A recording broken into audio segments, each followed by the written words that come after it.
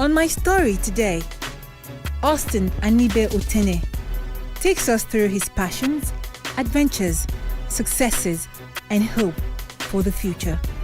Please stay tuned and be inspired.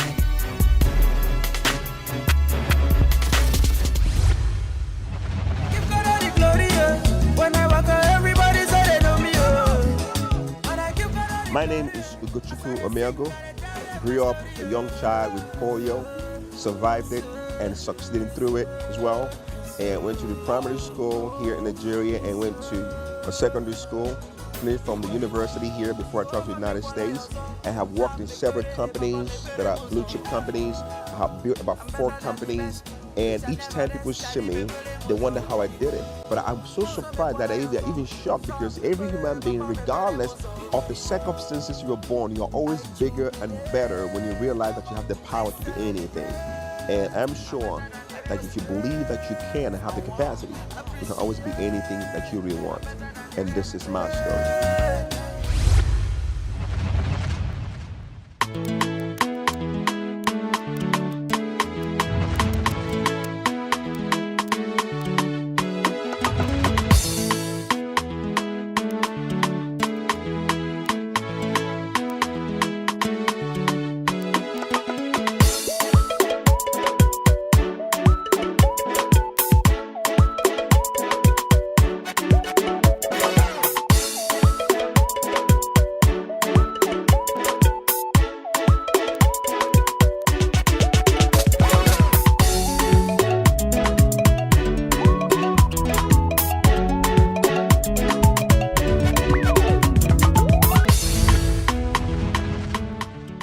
My name is Austin Anibe Otene.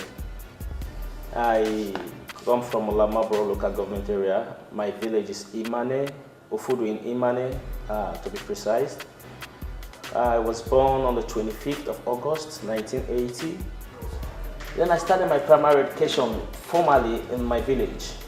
That is in Abojoche Primary School. In Benue State, Otupo in Benue State.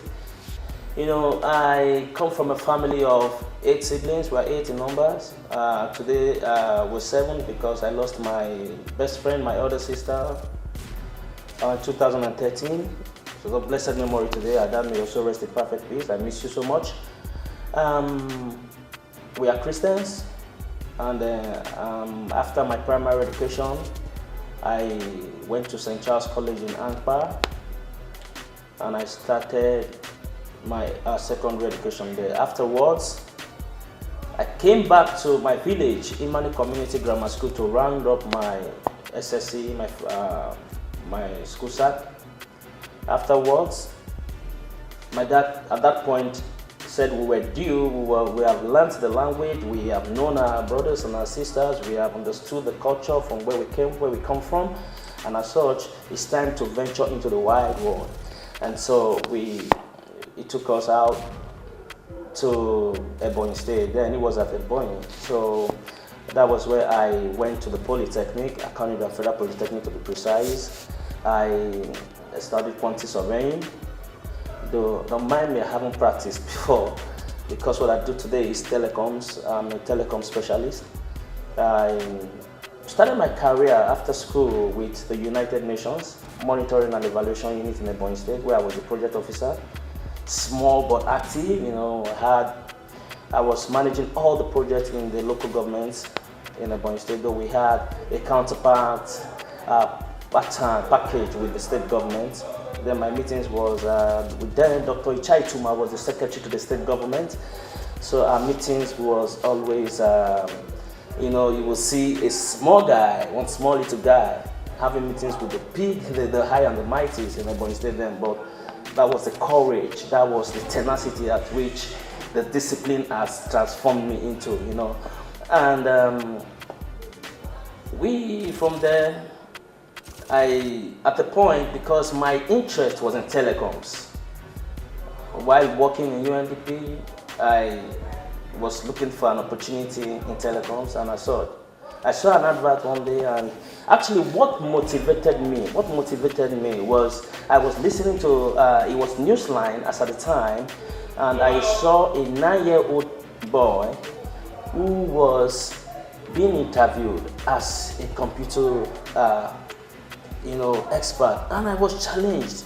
Oh my God, this is what I actually want to do, and a small boy like this, oh no, and that actually boosted my passion for that field.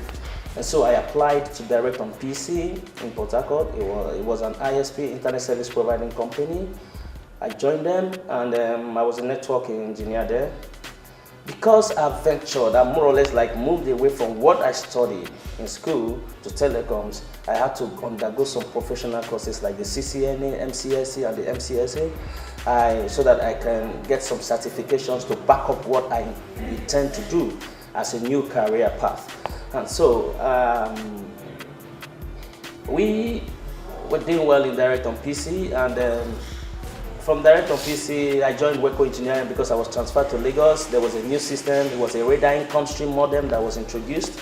We were 3 that could manage that system in the whole of direct on PC. So I was moved to Lagos. But then I told them, I said, look, I am so used to Port Harcourt. I have everything built in Port Harcourt. I would want to remain in Port Harcourt. They said no, and I said, okay, fine.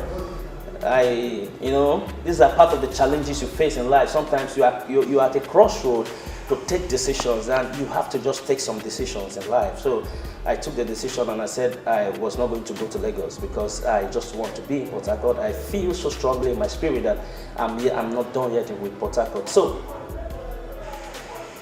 I got an offer from Weko Engineering. It's an engineering and construction company as the IT manager. I joined Weko Engineering, and it was all good. I was doing well, and at some point I walked up to my boss. And this is a part that a lot of people, sometimes your comfort zone, you think that is all you need to be. You don't need to be. I mean, those comfort zones, most times, they hold you hostage against your destiny. And so I walked up to my boss one day and I said, sir, I think I want to resign. He said, why? Because he takes me like a child, because I do e-procurement, I do project management, and I do IT. And sometimes I manage some safety trainings for personnel. Then we were handling a project for Chevron, which is the EGP3 brownfield project. And at that point, it was critical. And my boss looked at me and he said, you will not resign. And I said, sir, I want to resign because I want to start my own business. It was a hell of trouble. It was a tug of war for me and him. And as at the time, there was interest from Chevron, on me, but then I just want to be independent. And as such, I resigned to start Edge Technology Services, which is my own baby. The challenges actually motivates me to get the best. I just feel when I have a challenge, that means there's something that is beautiful behind that challenge. So my challenge actually motivates me, for me as a person. I have never believed in politicians. It's my choice, it's my decision, it's my thinking, that's my understanding, I think, and I'm entitled to that.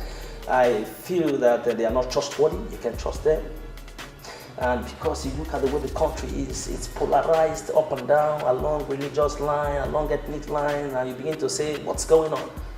But then one question I ask myself is, if you think these guys are not trustworthy, and you sit out, then do not complain, because you become automatically an accomplice, because you have refused to go out there to contribute your quota, irrespective of the challenges. They will come.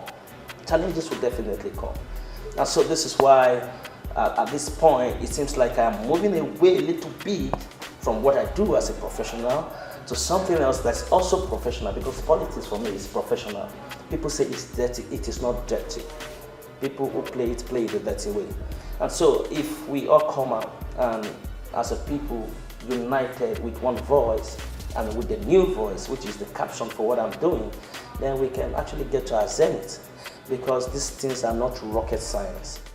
Before I got into school, my father said, look, you are going to either study medicine or petrochemical engineering.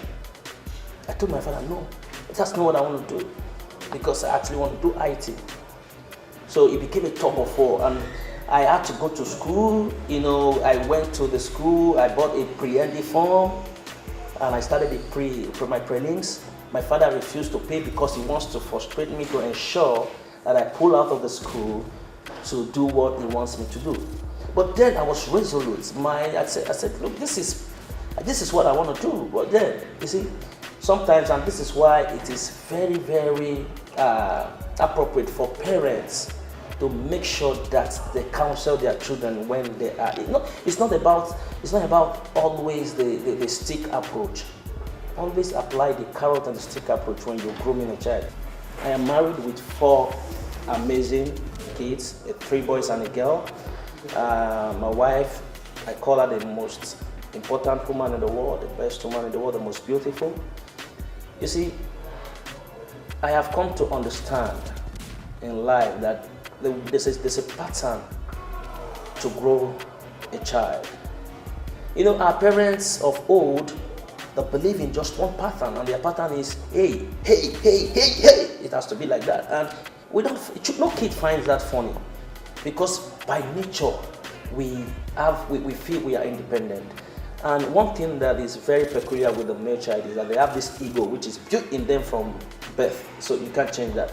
And you know, the truth about life is that these challenges will come, and we face ours in different forms. They come in different forms. That's why they need the counselors to put them straight in speak to the child, speak to that person, try to see where their interest is and try to work on that. For me, I wanted to play football, and I was a very good footballer, a left footer. We're rare.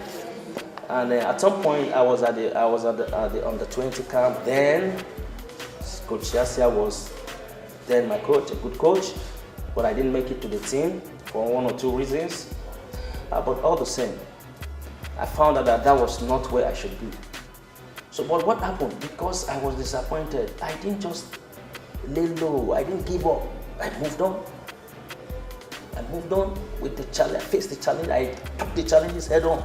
And that's why I tell every young man, every young person that I have opportunity to talk to, I said, look, the process of getting a ceramic is something you don't want to get associated with. You look at the potter, look at the clay, it's very dirty, it smells, you don't want to get involved. But when you see the potter molding this into a shape, molding this clay into shape, it's not a funny scene. And after that, it goes through a process which is unbearable. The fire, the heat process. This is the tough part of life. Every human being will pass through this tough path. And then, but when it comes out, finally, as a refined product, the richest man, the most educated man in the world wants to pay a fortune to get that product. So, when you pass through challenges in life, see yourself as the potter and the clay story. And be very, very courageous, be very, very focused, be tenacious, approach life with a pragmatic bulldog approach, so that you know that you are aiming for gold, and at the end, you will definitely get gold. It's about decisions, it's about precision, and about zeal and passion. You can always get results.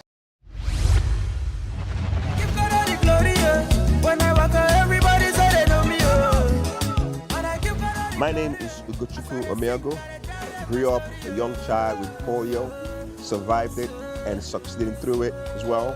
And went to the primary school here in Nigeria and went to a secondary school. Finished from the university here before I traveled to the United States.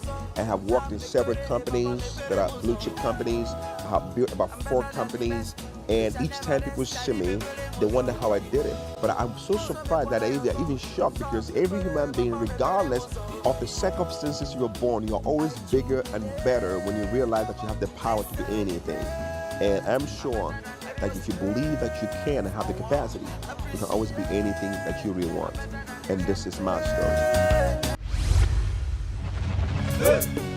Alongside Timmy. My name still remains my name. E to the X to the P, expensive himself. Any other one, the Masai, Asaki Antofi. Buyaka. This is my story. I'm proud to tell you my story. My name is Maxwell Chibike Opera, a lawyer, an activist. This is my story. My name is Zachary Aldo, and this is my story. My name remains Ekpoto Emmanuel, and this is my story. I'm a Rotarian, so I am guided by the 4-week test of the things that I think that the 4-week test of the things I think, say, or that I do. And so when I see a child on the street like that, it pains my heart. It breaks me, and I begin to tell people this. I said, look, this child could be the president, the next president. If I have an opportunity to turn back the clock, the hands of the clock, to my childhood, I think there's a lot of things that I would do differently. Number one, I would have decided on actually what I want to do and stick to that.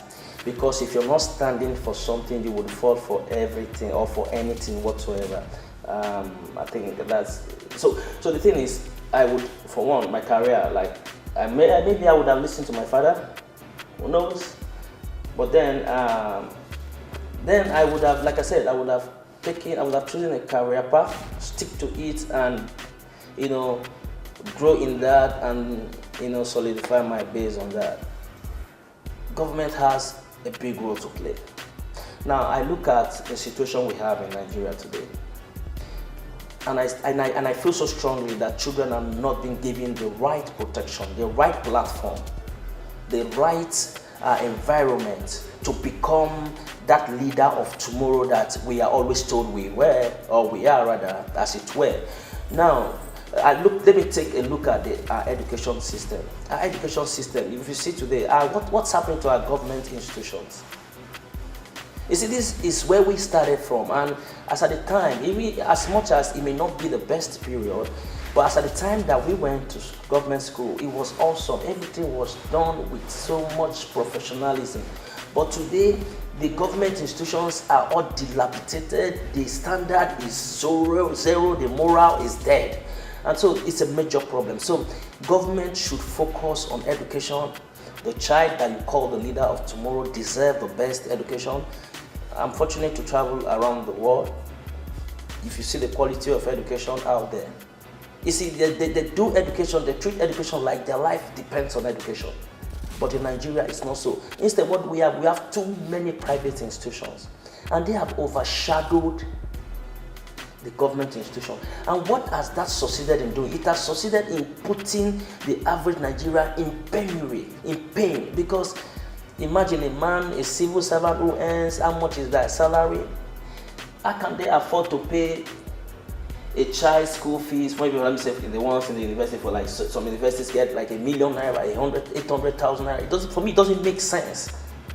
Yeah, it's their private business, but government needs to up their game in this area. Then when we talk about healthcare is a challenge. It's a challenge, and government must come in. Come in the sense that you don't just tell it to us on the papers, on the news media, on the media. No, let's see it practical. Let's see it works. Affordable, it has to be affordable, and it has to be quality based. Quality. When we say healthcare, it has to be quality, affordable and quality healthcare system, so that even the low in the society can get access to quality healthcare, and should also be affordable. So this is a big challenge, and and government is not for me. I think it's a collective responsibility. Even when we go back to our communities, we should try as much as possible. We don't also sometimes rely on government to do most of these things. We can just, God has blessed you. You can organize a little bit of a workshop within your little community, because that's how it starts. And say, okay, you begin to lecture them on some basic things about health. Now, I'll give you an instance. If you go to my village today, a lot of people are ignorant of the fact that what's it called now? High blood pressure kills. Malaria kills faster than even the HIV and AIDS. But these are areas where we need to do more, up our game individually, which will translate into the collective whole agenda. In life, I tell people, I say, look, I am a realist, I'm a practical person. It is not everybody that will go to school. The owner of Facebook today, which school did they go to? Microsoft, Bill Gates. You know the stories. I come to talk about even in our society, people who are richest in Africa and the rest of them, how many certificates do they have? So what is government doing about this see set of people. So, and that's why I think that the government needs to also begin to think about how we can develop skills from the young people, from small to, if you see, I mean, nothing is happening. We are in a world where science is taking over. What's happening? I haven't felt that science part of Nigeria. I mean, what are we doing to our young ones who are coming up? How are we grooming them science-wise and and all of those? So it actually starts from the parents. This whole thing we talk about, upbringing, starts from the parents, from the home. Now, you see, our parents, like for me, I am very meticulous when it comes to my children. I pay attention to every detail of what they do, the things they say, the things they watch, and even their body language. I try to watch them, and when I see changes, I follow it up head on. You can't do that, and I make sure that doesn't work, that doesn't happen anymore. So when we are lackadaisical as parents, we don't have time for our kids, we don't have time for our family, we are carried away with friends, with social engagement. Something is going wrong at home. And so it has to do with the parents, first. Then when you come to the society, what would this, like we talk about, the society has to do with me and you. The society is me and you. Society is not, you don't see the society, it's in us. So everything you see, just like when they say we have bad leaders, I said they are a reflection of our society. Who is the society? Me and you. Because we are the same people who would celebrate them when they are doing the wrong thing. So for me, as a person, the society, like I said, me and you, we have to look. Sometimes they must not necessarily be your child before you correct them. Sometimes we see these people and we just walk away because it's some of your business. But it's coming to haunt you someday, sometime. If it's not haunting you personally, it's going to haunt your kids. When I worked in Weko Engineering and I resigned, as an IT manager, I had an official car. I was on good salary. Doing well. When I resigned, that was in 2003 or 4 thereabouts. So we went to the village for Christmas and we were coming back. We had an accident. I was driving my father's car then. Because we went with my father's car. And the car somersaulted 3 times. My elder sister of blessed memory had a spine. They said it misaligned. I don't know that's what they said. I spent, and before I resigned, I had actually saved a lot of money. Not lots of money, as at the time, but reasonable amount of money to start my own business. I had my business name registered and everything with corporate affairs. And so, my dad, a policeman who does not believe in bribe. That is one man I give all the respect to. He lives with his salary and he will tell you, look, and that is one thing that taught me never to actually, be carried away with frivolities, with fantasies.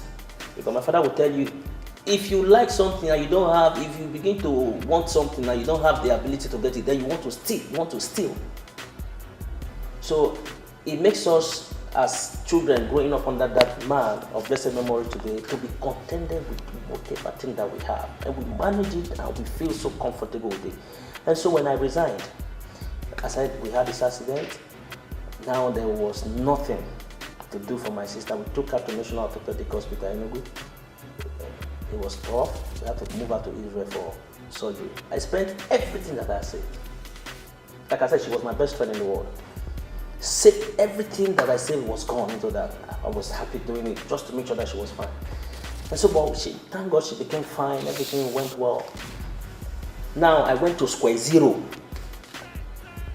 Nothing. I couldn't pay my house rent. At some point, I couldn't even eat. But one thing I'm good at doing, I can clean up my clothes, dress neat, and I will neatly. And when you see me walking, somebody was driving a car before. No car to drive now. So, but when I'm moving from my house, then I was living on Stadium Road. I was living in a 2-bedroom apartment. When I'm moving to GRA Junction, for those who know Port Harcourt very well, when you see me at GRA Junction, you think that I'm parked somewhere close. So you will never know because of the way I carry myself. And then, what are the challenges I faced? At some point, I now had friends who were doing 419. That was their business. And because I'm an IT person, I can design a website, I can do all sorts, and they wanted me to join them. And it was one of the toughest times for me, because you can imagine you don't have a dime, and you see this guy is changing dollars, and you can do what can make the dollar come small. And I told them I would. Sorry, my father never taught me that. I want to work hard for what I should earn. And it became a problem, because then, like I said, I couldn't pay my rent. My landlady wanted, she was a single mother, and she wanted something else. But because I was not ready, she had to make me leave.